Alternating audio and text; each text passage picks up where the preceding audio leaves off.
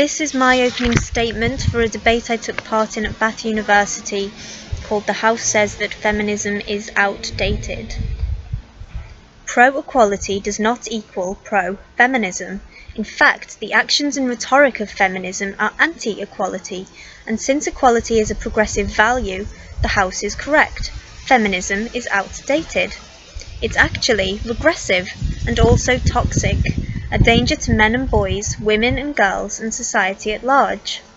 The dictionary definition of feminism, the advocacy of women's rights on the ground of equality of the sexes, is wrong. What it should say is the belief that women are disadvantaged as compared to men, that this is a societal problem and needs to be fixed. But if you take even a cursory glance at the state of society and the stats, it becomes clear that women are by far the privileged sex. Only women are protected from the abuse that is circumcision. Women have more reproductive rights, and where a child is born, it's often effectively up to the grace of the mother whether the father can be involved in the child's life at all. Men make up around half of domestic violence victims, but receive essentially none of the support. There is a justice gap that sees men receiving harsher sentences for the same crimes as women, and the feminist response to all these issues is to keep campaigning for more privileges for women, such as Baroness Corsten's campaign to close women's prisons. Finally, men account for 80% of suicides, and this is unsurprising when you bear in mind that, in the words of John Waters, they live in a culture which terrorizes them.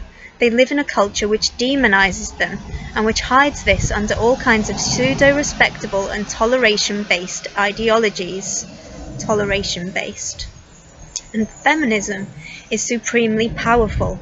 On the one hand, feminists have installed themselves in all kinds of positions of power and influence, in government, the civil service, the criminal justice system, education and the media, etc.